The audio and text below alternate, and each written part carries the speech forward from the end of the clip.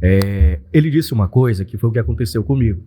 Os professores, eu respeito muito a classe dos professores, eles têm um poder de ver algo em ti que a gente às vezes não enxerga. Essa história de rádio aconteceu, tá? Eu sou filho de Capitão Poço, nasci aqui, muita gente pergunta isso pra mim, se eu sou daqui e tal, mas eu morei muito tempo em Belém. Cheguei ali, eu fui criado aqui em Capitão Poço, dentro da igreja evangélica, eu sou de uma família toda evangélica e tal, tenho orgulho de falar isso também. Cheguei nos meus 13 anos, não queria mais saber de igreja, isso aí já não tenho tanto orgulho e tal.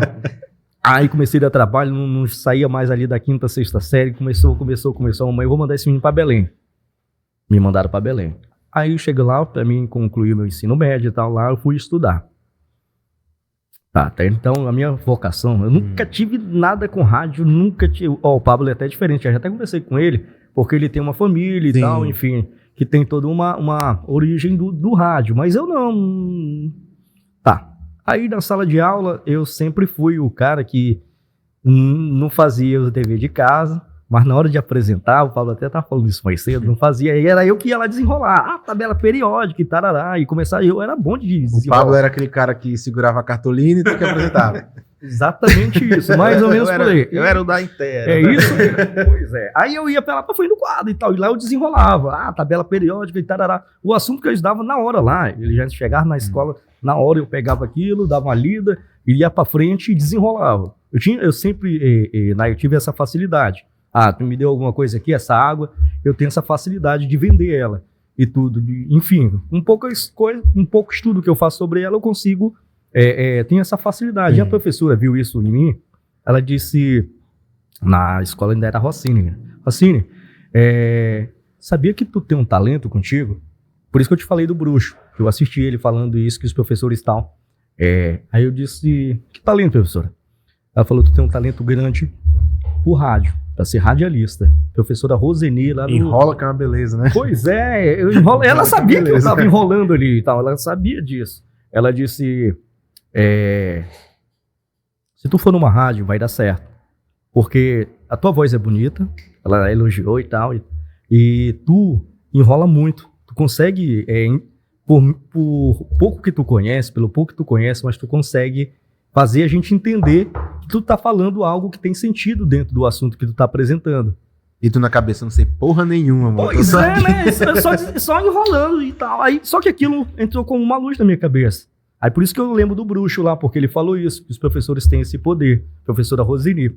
Aí ela disse, será? Radialista? Mas até então eu não conhecia nada sobre rádio, nunca conheci um radialista, nunca tive contato com rádio, nada. Isso aí eu acredito que eu tinha ali meus 16 anos, mais ou menos. Só que ali abriu aquela luz, cara, na minha cabeça. Eu digo, será? Radialista e tal. E eu fui, na época lá em Belém, tava um vício do rádio muito grande.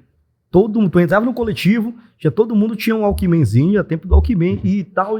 Aí todo mundo, cara, eu disse, cara, esse negócio aqui, sabe quando tu vai ver uma parada que todo mundo faz aquilo? Por exemplo, vocês mexem com a... Vira modinha, né? Era mais ou menos isso na época. Aí eu fui e tal, fui ouvir as rádios, e eu trabalhava como ajudante de marceneiro, que era o que eu queria fazer da minha vida. Eu tinha vontade de ser marceneiro, não deu certo, tal. Enfim, burro que só pra marcenaria.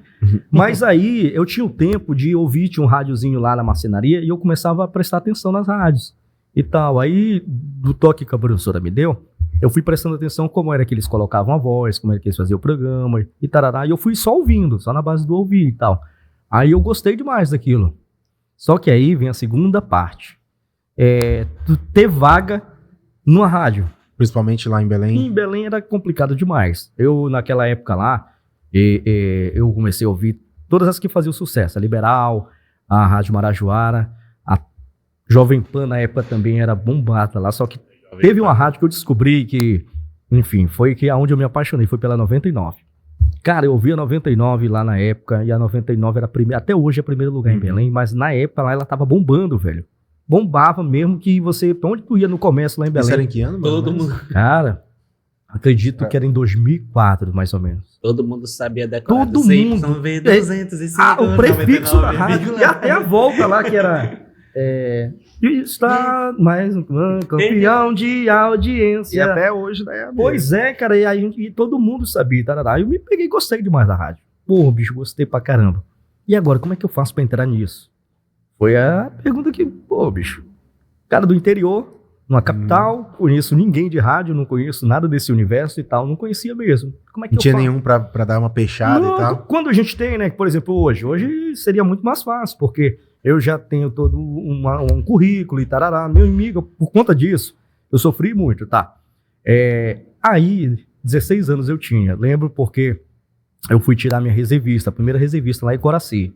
Cheguei lá, as publicidades estavam anunciando que eu ia entrar a primeira rádio de Coraci, que era a Sorriso FM. Aí eles estavam pedindo para a pessoa fazer teste. Olha, estão precisando de locutor, assim, assim, assim. Aí eu disse, caraca, velho, vai ser a minha vez, eu vou fazer teste nessa rádio. Só que aí eu trabalhava muito e acabou que não deu. Fiquei triste, foi a primeira já Decepção. jogada foi a primeira. Aí depois tinha um vizinho meu branco, tinha uma rádio lá no Bengui, bem perto lá do Tapanã, onde eu morava, chamada Sintonia FM.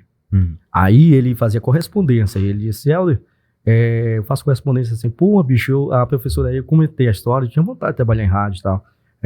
Será que você não tinha oportunidade lá pra mim? Falou, Helder, pra te começar, eu vou te dar uns comerciais. Tu vai em busca de comercial. Dependendo do que tu conseguir, aí tem um segundo passo, que é conhecer a emissora e tarará. Vai atrás de dinheiro pra gente, primeiramente. A malandragem, Dependendo da quantidade que conseguir. Eu novo, né, cara? Uns 16 anos, não Aí entendia. o cara disse, tu vai atrás do dinheiro, depois a gente diz É, se vai ficar ou não. Hoje que eu entendo isso, mas No caso, tu tava pagando pra entrar, né? Exatamente, eu não sabia, Nair, disso aí. Aí, beleza, mas eu fui, mas como a rádio não tinha uma abrangência grande, não era conhecida, eu andava de comércio em comércio, não, vem depois, vem aquele negócio do vem depois que não vai nunca e tal. É que nem o caso do Brasil, passa aqui meio-dia. Mais ou menos, Meio-dia. Passa meio-dia. mais ou menos isso, e que nunca dava certo. Aí, enfim, aí eu disse, rapaz, sabe de uma coisa? Isso é muito complicado. Esse negócio de rádio, eu acho que a professora viu errado e tal. Porque pra entrar, velho, é muito difícil, principalmente naquela época.